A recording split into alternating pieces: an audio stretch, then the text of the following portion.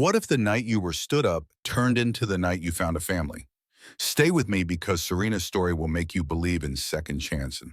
Drop a comment with where you're watching from, and don't forget to subscribe for more heartwarming tales. The soft glow of the pendant lamps inside Linen Grove Bistro should have felt warm, but to Serena Caldwell, it only highlighted the ache sitting in her chest.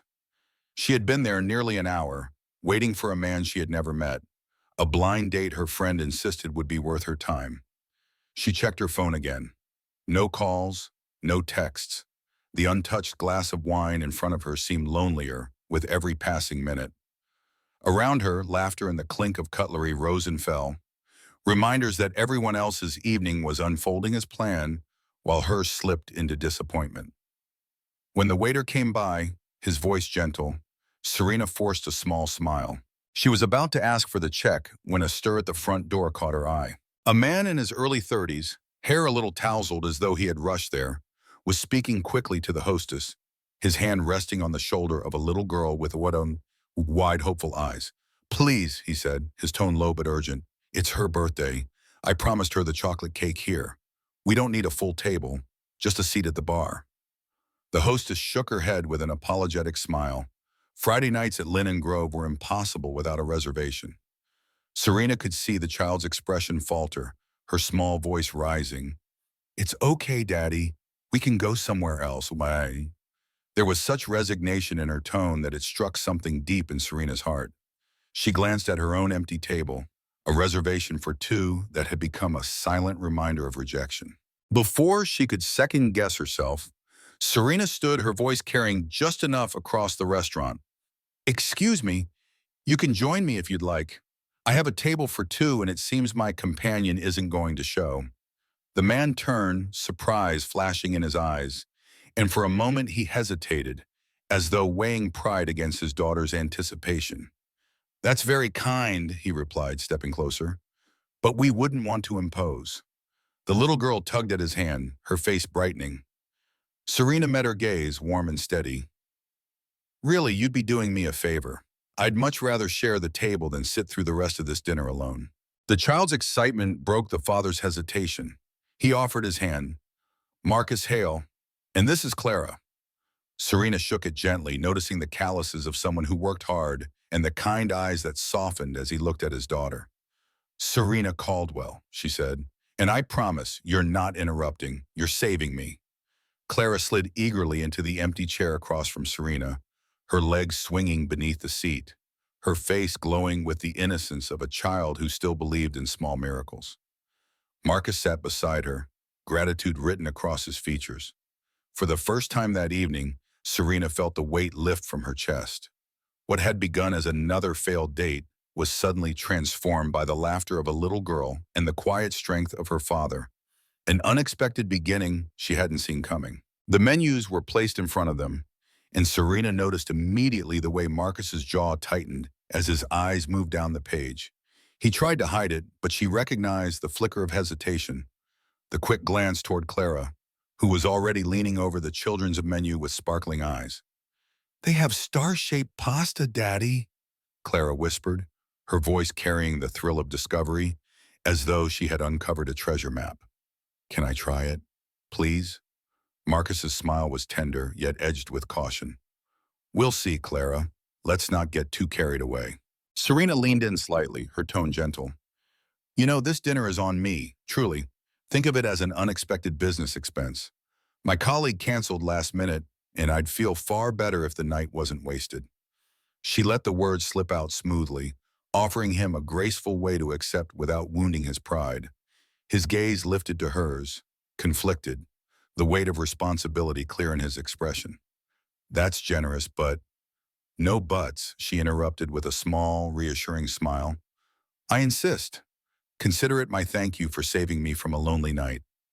Clara, oblivious to the unspoken tension between adults, clapped her hands. "That means I can have the pasta, right?" Marcus chuckled softly, shaking his head in surrender. "Looks like I'm outnumbered." Dinner unfolded with surprising ease. Clara filled the air with stories from school, her words tumbling out in a rush, as if she were afraid she might forget them if she didn't share fast enough. She spoke about the gold star she earned that week, the spelling test she had practiced for, even the way her best friend had tripped during recess and laughed so hard she forgot to cry. Serena listened with genuine delight, nodding, asking questions, laughing in all the right places. Every so often, she caught Marcus watching her, as though trying to decipher why a stranger would so easily step into this moment with kindness. She answered his unspoken questions with warmth in her eyes, with steady patience that made it clear she wasn't keeping score. When the waiter returned with a chocolate cake topped by a single flickering candle, Clara's face lit up brighter than the flame itself. The entire restaurant seemed to soften as Serena and Marcus leaned in to sing, their voices blending, uneven but warm. Clara swayed in her chair, grinning from ear to ear. "Make a wish," Serena whispered, her voice soft as velvet. Clara squeezed her eyes shut, tiny hands clasped in front of her chest, her lips moving in a secret prayer only she would know. With one determined breath, she blew out the candle, plunging the table back into the woe of the bistro's golden lights. The cheer that followed wasn't loud, but it was real. Serena clapped softly, Marcus ruffled Clara's hair, and the little girl giggled, cheeks flushed with happiness. In that moment, the weight of Serena's earlier disappointment had melted away. The sting of rejection from her absent date no longer mattered. What filled the space instead was the laughter of a child and the quiet gratitude of a father who hadn't expected this kindness. As the cake was divided, Clara smeared chocolate across her smile, offering a forkful to Serena as if they had known each other for years. Serena accepted the bite with laughter, her heart catching at the sweetness of the gesture. Marcus watched, his expression caught between amusement and something deeper, something unspoken. For the first time in a long while, Serena felt the night turn into more than a salvage from loneliness. It felt like a beginning, soft, unexpected, wrapped in chocolate and candlelight, with the laughter of a little girl sealing the promise of something she couldn't yet name. As the last crumbs of chocolate cake disappeared from Clara's plate, the easy rhythm of conversation settled in like an old song. Familiar, comfortable, even though they had only just met. Serena leaned back, her wine glass resting between her fingers, and watched Marcus as he spoke about his life. His words were simple, honest, without the flourish of someone trying to impress. "I teach English at Willowbrook High," he explained, a modest shrug lifting his shoulders. "I also coach the wrestling team. Keeps me busy and tired most days."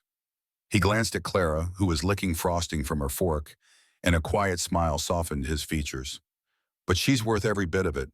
It's just been us since her mom passed away." The words hung in the air, not heavy but tender, carrying both loss and resilience.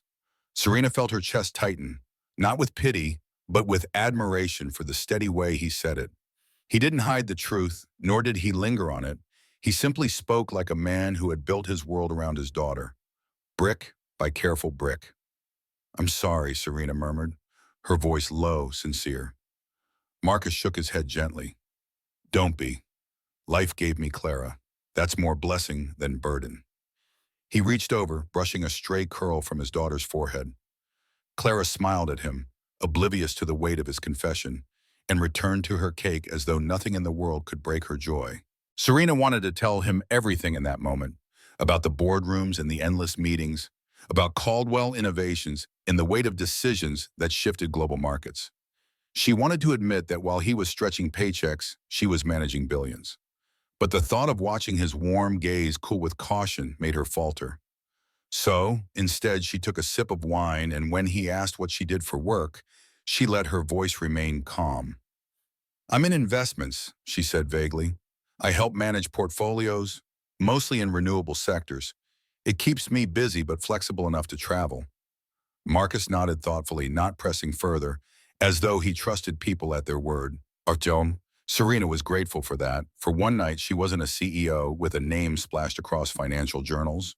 She was just a woman sitting across from a father and his daughter, laughing at Clara's stories about her gold star in school.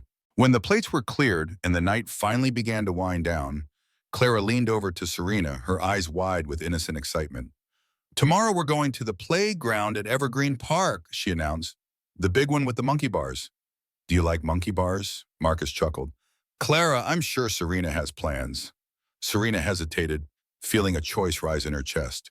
She could return to her world of conference calls and polished schedules, or she could step into something far simpler, something real.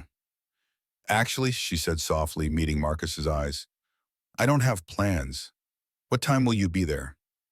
The surprise flickered across his face, quickly melting into a smile that reached his eyes. Round noon, if that works.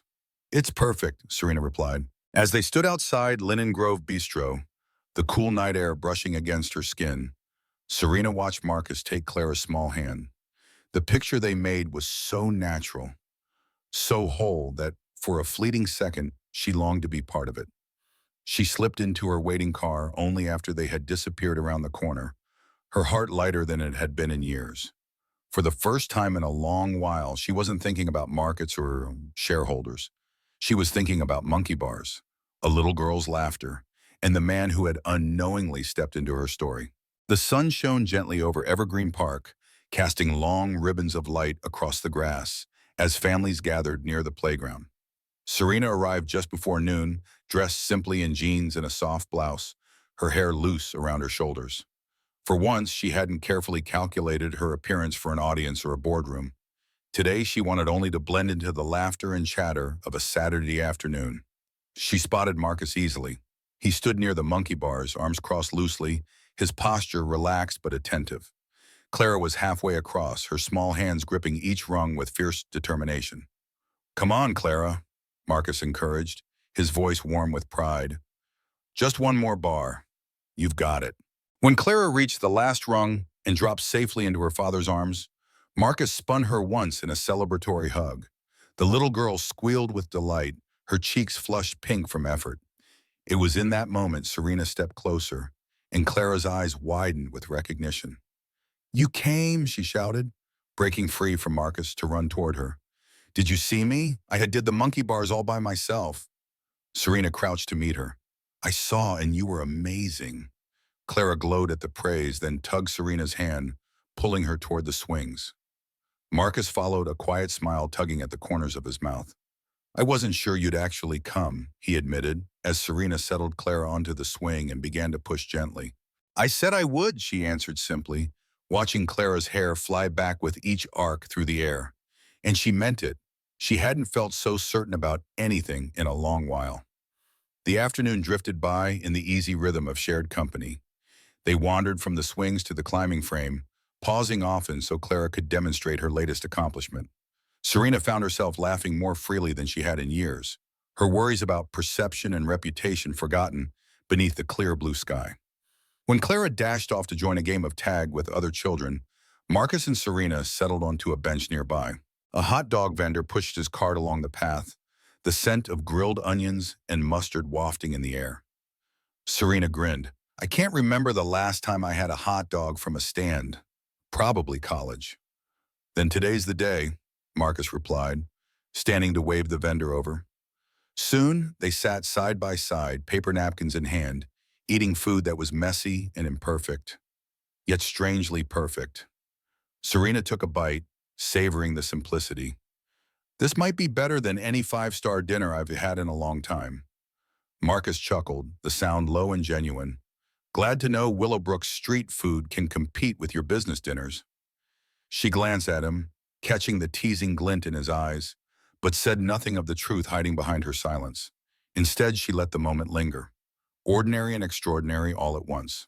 When it came time to exchange numbers, Marcus pulled out his phone, typing carefully before showing her the screen. He had saved her contact as simply Serena. No last name, no title, no label to weigh it down. For reasons she couldn't fully explain, the sight of it touched her deeply.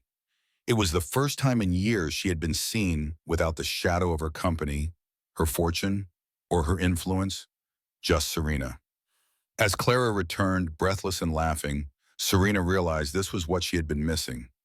Not the grandeur of boardrooms or the security of wealth, but the quiet joy of a child's laughter, the steady presence of a man beside her, and the gift of being known simply, freely, without pretense. The weeks that followed unfolded with a kind of quiet rhythm Serena hadn't known she was missing. What began as a chance encounter at Linen Grove Bistro grew into something that wove itself into her days with unexpected ease. She found herself looking forward to the ordinary. Cups of coffee at a corner cafe where the barista knew Marcus's order by heart. Afternoons at the museum where Clara tugged them excitedly from one exhibit to the next. Evenings filled with the simple magic of a puppet show that left the little girl laughing so hard she had to wipe tears from her cheeks. Serena discovered joy in these moments, not because they were extravagant, but precisely because they weren't. For the first time in years, her schedule wasn't dictated by board meetings or investor calls, but by the rhythm of a child's laughter and the warmth of a man's smile. Marcus would share stories from his classroom, his students struggling through Shakespeare, the wrestling team's small victories. And Serena listened as if each word mattered, because they did. He had a way of making the ordinary feel extraordinary. For her part, she kept her own stories vague, speaking of projects and clients, letting her answers drift just far enough to avoid suspicion. She told herself it was to protect the fragile newness of what they were building. But deep down, she knew it was also fear. Fear of shattering the simplicity they had found together. One evening, Marcus invited her to his apartment for a movie night. Clara, already in pajamas patterned with tiny stars, curled up beside them on the worn couch, her head resting against her father's arm. They watched an animated film, and Serena found herself laughing at the same moments Clara did, her heart warmed by the unspoken rhythm of belonging. When Clara finally drifted to sleep, Marcus carried her gently to her bedroom, tucking her in with the care of a man who had lived every day for his daughter. Serena waited in the quiet living room, the glow of the television casting soft light across the space. She noticed the details, the stack of books on the coffee table, the scuffed edges of the furniture, the photographs of Clara taped proudly to the fridge. It was a home that told a story of love, not wealth. Marcus returned, settling beside her on the couch. For a moment, neither spoke. The silence wasn't heavy, but charged, like the pause before the first note of a song. He glanced at her, his eyes searching, as though weighing whether the ground beneath them was steady enough for the step he wanted to take. "You're amazing with her," he said quietly. "Clara adores you." Serena smiled, her voice softer than she intended. "The feeling is mutual. She's special."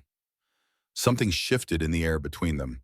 Marcus reached for her hand, tentative at first, then with more certainty when she didn't pull away. Serena's breath caught, not from surprise, but from the rightness of it.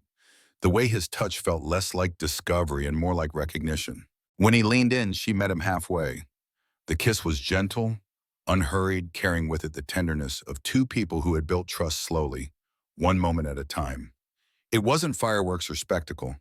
It was something deeper, an affirmation that what they were building mattered.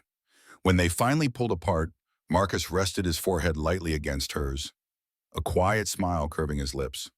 Serena closed her eyes, letting herself savor the stillness, the warmth, the simple truth that in this small apartment, on this worn couch, she had found a piece of happiness that felt more real than anything her wealth had ever given her. The morning had begun with a kind of ease Serena wished she could bottle. Sunlight streamed through the blinds of Marcus's small apartment, the smell of pancakes filling the air as Clara chattered about her upcoming science fair. Serena sat at the kitchen table, a cup of coffee warming her hands, watching the scene with quiet contentment. For a moment, it felt as though she belonged entirely in this life, simple, grounded, filled with laughter instead of deadlines. Then her phone buzzed, and the sound sharp, insistent, and the color drained from her face the moment she saw the code flashing across the secure screen. Her company needed her, not tomorrow, not in an hour now. She rose quickly, muttering an apology as she stepped into the hallway to answer. The voice of her CFO spilled through the line, tense and urgent. "Serena, the markets in Asia are spiraling. Our Singapore branch is under pressure, and Hong Kong is demanding immediate direction. The board is already assembling. We need you." Her mind shifted into crisis mode in an instant. "I'll be there," she replied, her voice calm, though her chest felt tight. "Have the jet ready within the hour." She ended the call, pressed the phone to her chest for a fleeting second, then returned to the kitchen. Clara was mid-story, waving her fork as she described the model volcano she planned to build. Marcus looked up, his brow furrowing at the strain on Serena's face. "Everything okay?" Serena forced a smile she didn't feel. "Work emergency. I'm so sorry, but I have to leave. It's international, different time zones. She leaned down to kiss Clara's hair, inhaling the sweet scent of syrup and soap. I'll need you to tell me all about that volcano when I get back. Clara's smile dimmed, but she nodded, brave in a way that twisted Serena's heart. Marcus walked her to the door, confusion etched across his features. Back when? I'm not sure, she admitted, eyes dropping to the floor. A few days, maybe a week. She pressed a quick kiss to his cheek before he could ask more, whispering, I'll call when I can. And then she was gone. Days stretched into nights on the other side of the world. Serena moved between boardrooms and conference calls, her mind consumed with salvaging billions in markets that threatened to unravel. She called Marcus when she could, but the conversations were short, hurried, and never enough. Clara's voice would float through the background sometimes, sweet and distant, tugging at Serena's chest with a longing she couldn't satisfy. You're in Asia? Marcus asked one night, his voice carrying both surprise and unease. For an investment job?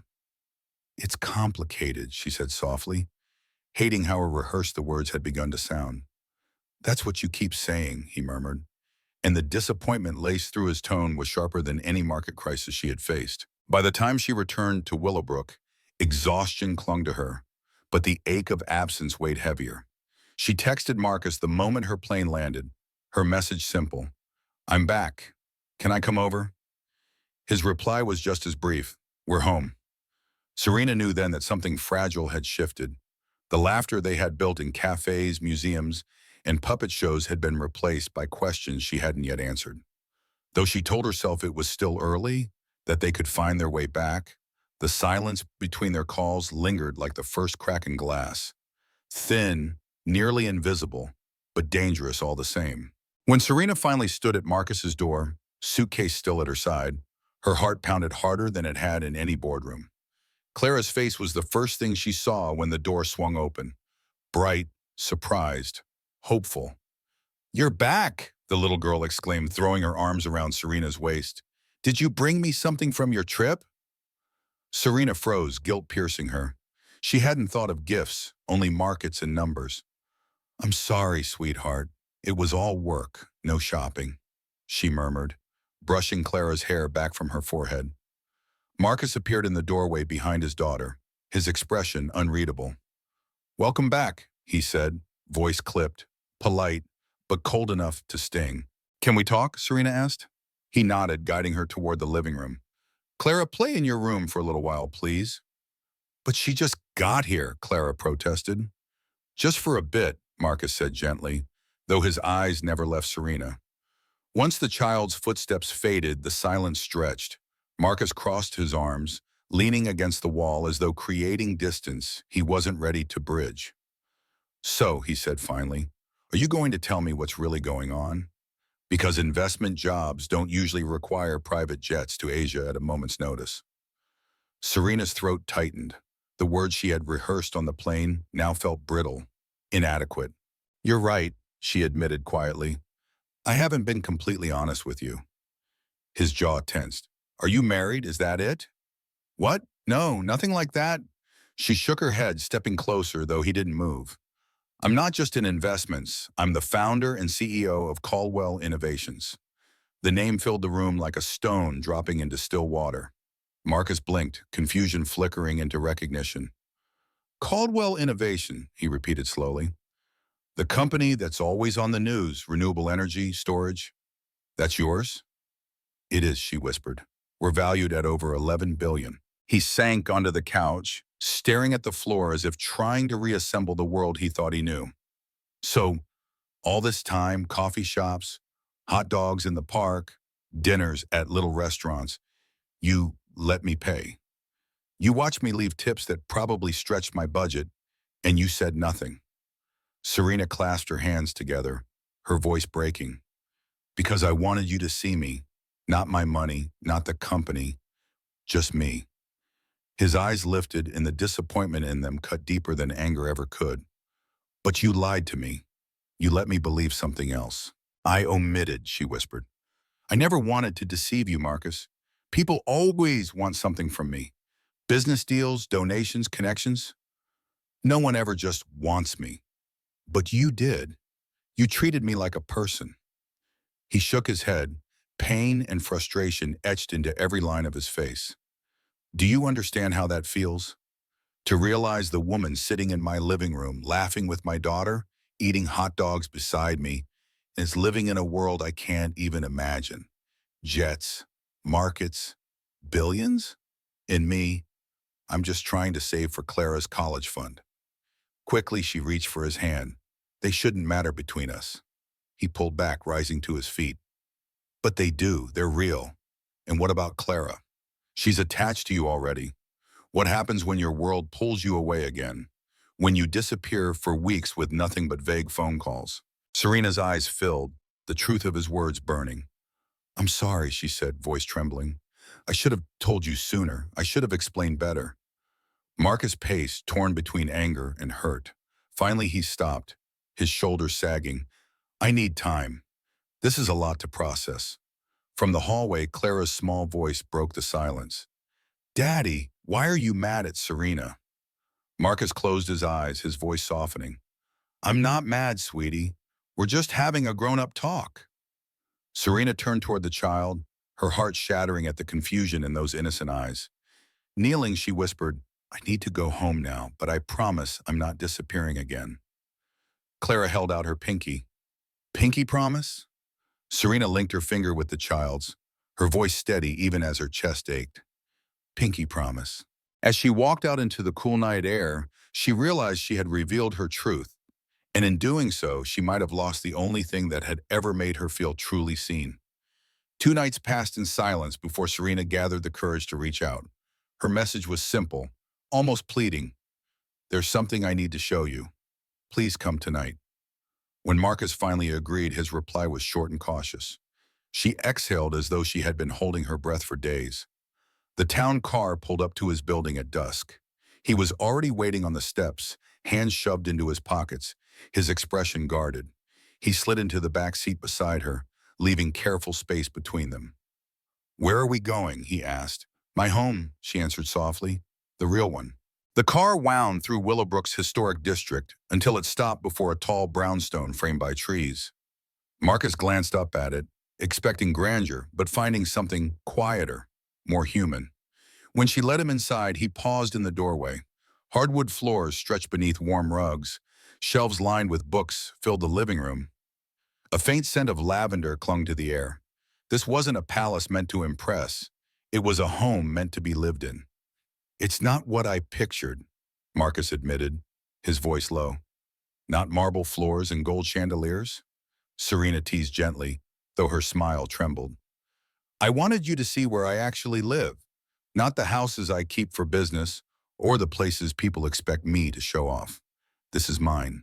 This is me. She led him through the rooms, showing him the small kitchen where she had once burned an omelet, the office where papers lay scattered from late-night calls, the cozy reading nook she retreated to when the world felt too loud.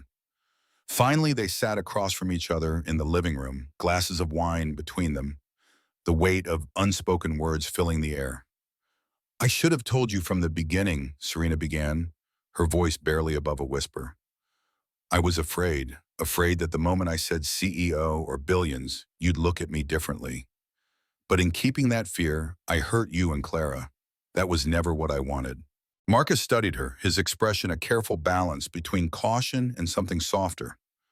What do you want, Serena? She reached across the table, her hand open but not forcing his. I want honesty. From this moment on, no more omissions, no half-truths. I promise you transparency. And more than that, I promise that Clara comes first.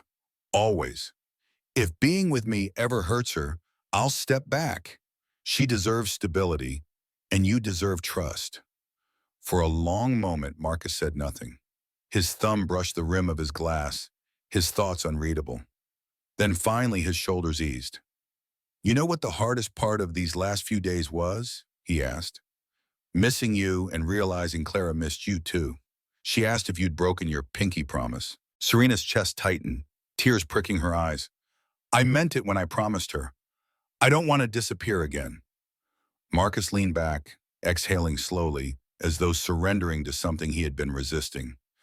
I can't pretend this isn't complicated, but I missed you. Both of us did, and maybe that means it's worth trying.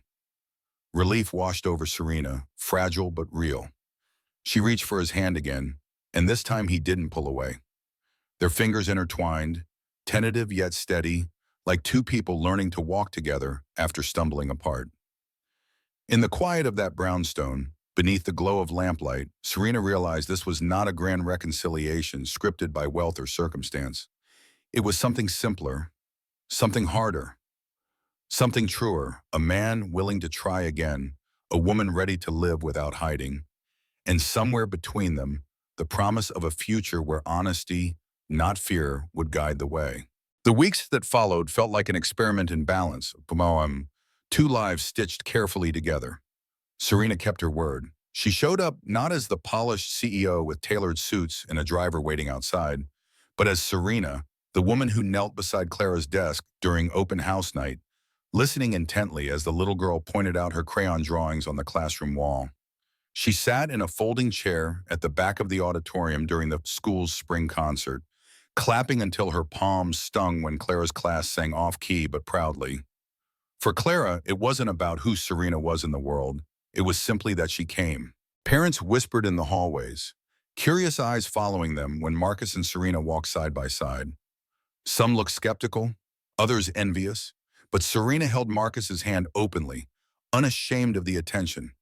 For years, she had been defined by headlines and valuations. For the first time, she wanted to be defined by presence, by showing up for the people who mattered. Marcus, in turn, stepped into her world. He visited Caldwell Innovations on a quiet Friday, his collared shirt slightly wrinkled from a day of teaching. Serena walked him through glass-walled corridors and buzzing labs, introducing him to the engineers and researchers who stopped mid-task to greet their CEO. He saw the weight she carried, the scale of decisions that stretched across continents. Yet, as she leaned in to explain a new battery prototype, her excitement sparkling, he realized that beneath all the grandeur was the same woman who ate hot dogs with him on a park bench. He met her board members at a formal reception, enduring their raised brows and probing questions. "So, you're the teacher?" one asked, with a tone Marcus recognized all too well. He felt the weight of judgment, the subtle dumb missile. But when Serena slid her hand into his, anchoring him with a glance that said, "You belong here because I want you here," he stood taller. The world outside didn't make their merging easy. Paparazzi photos began to surface. Serena holding Clara's hand at the zoo, Marcus carrying grocery bags beside her in Willowbrook's Market Square. Headlines speculated, strangers commented, but inside their small circle of three, life felt steadier than the noise outside. Clara was the truest witness. She would run into Serena's arms at pickup, her laughter ringing brighter than any camera flash. She would curl between them on the couch, content as though her family had always been shaped this way. One evening, as Serena read aloud from a book while Marcus graded papers at the table, Clara whispered drowsily, "I like it when you're both here. It feels like home." Serena's throat tightened, her hand pausing mid-page. She met Marcus's eyes over the top of the book, and in his gaze, she saw the same unspoken truth. This was what mattered, not the whispers, not the headlines, not the divide between classrooms and boardrooms. What mattered was Clara's smile, the peace of knowing they had built something that could stand steady despite the world tugging at its edges. They kept walking, hand in hand, in school gymnasiums filled with folding chairs, in boardrooms where suits turned curious, on sidewalks where cameras trailed too close. Through it all, they remained side by side, choosing again and again to be a family in the only way that truly counted. A year later, the brownstone in Willowbrook no longer felt like Serena's home alone. Marcus's books lined the shelves beside hers, Clara's drawings decorated the refrigerator, and the sound of laughter filled the halls in a way that money could never buy. They had blended their lives carefully, gently, until the three of them moved as though they had always belonged together. That summer evening was warm, the garden behind the house strung with fairy lights that twinkled softly in the branches. Serena had thought they were for Clara, who loved to pretend the lights were stars within reach.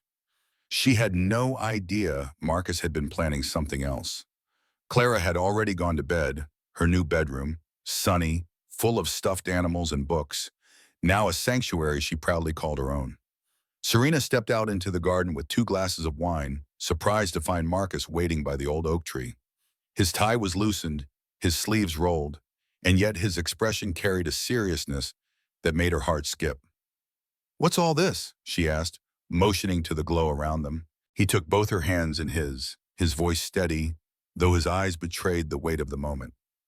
"A year ago, I walked into a restaurant just trying to keep a promise to my daughter. I never imagined I'd find this. You. Us." Before Serena could respond, Marcus reached into his pocket and pulled out a small velvet box. Slowly, almost reverently, he lowered himself to one knee. The sight stole her breath. Inside the box was a ring, simple, elegant, a single diamond set in platinum. Not the kind of ring her world expected, but the kind that spoke of effort, of sacrifice, of love saved $1 at a time. "I saved for months," he admitted, his voice catching. "I wanted to do this part on my own." Tears welled in Serena's eyes as her hand flew to her mouth. "Marcus." "Serena Caldwell," he said, his gaze unwavering. "You are the woman who sits through puppet shows, who makes hot dogs taste like a feast, who reads bedtime stories to Clara with all the voices just right. You are also the woman who built an empire, but still chooses us, chooses family. Will you marry me?" Her heart surged with emotion, and in that instant, all the noise of her world fell away. It wasn't about billions or headlines or power. It was about this man on his knees beneath fairy lights and the little girl asleep upstairs who already felt like her daughter. "Yes," she whispered, her voice breaking. "Yes, 1,000 times, yes." He slipped the ring onto her finger, his hands trembling slightly. Then he rose and pulled her into his arms, holding her as though he would never let go. The garden seemed to glow brighter, the night air alive with promise. Serena buried her face against his shoulder, overwhelmed by the truth that washed over her. All her life she had measured worth in numbers, in deals, in success. But here, in this garden, she finally understood. The most valuable thing she would ever hold was not her company or her fortune. It was a home filled with laughter, a daughter's smile, and the steady love of the man who had seen her not as a CEO, but simply as Serena. In the dim glow of Landon Grove Bistro, Serena Caldwell, a billionaire CEO, sat alone, stung by a no-show date, until Marcus Hale, a single father, and his daughter Clara turned her night of rejection into the start of a family. Their story unveils a powerful lesson. The most profound connections often bloom from moments of vulnerability and kindness. Serena, cloaked in wealth but craving authenticity, found solace in Marcus's unassuming presence and Clara's radiant joy. By offering her table to a father keeping a birthday promise, she opened her heart to a world where love outweighs status. As their bond grew through park hot dogs and puppet shows, Serena learned that true wealth lies not in billions, but in the laughter of a child and the trust of a man who saw her for who she was, not what she owned. Marcus, too, discovered that opening his heart again could heal old wounds, building a family with Serena through quiet, honest moments. This tale stirs the soul, evoking tears for the loneliness they overcame and warmth for the home they created. It reminds us that life's greatest gifts often arrive unannounced, in a shared cake, a pinky promise, or a simple choice to show up for someone else. We're challenged to embrace vulnerability, to see beyond titles, and to cherish the ordinary moments that weave lasting bonds. Which moment touched you most? Serena's kindness at the bistro, or Clara's sleepy words calling their trio a home? Share your thoughts in the comments. I'd love to hear what moved you. If stories of unexpected love and second chances warm your heart, hit subscribe and join our community for more tales that remind us kindness can redefine our lives. Your story matters. Let's connect.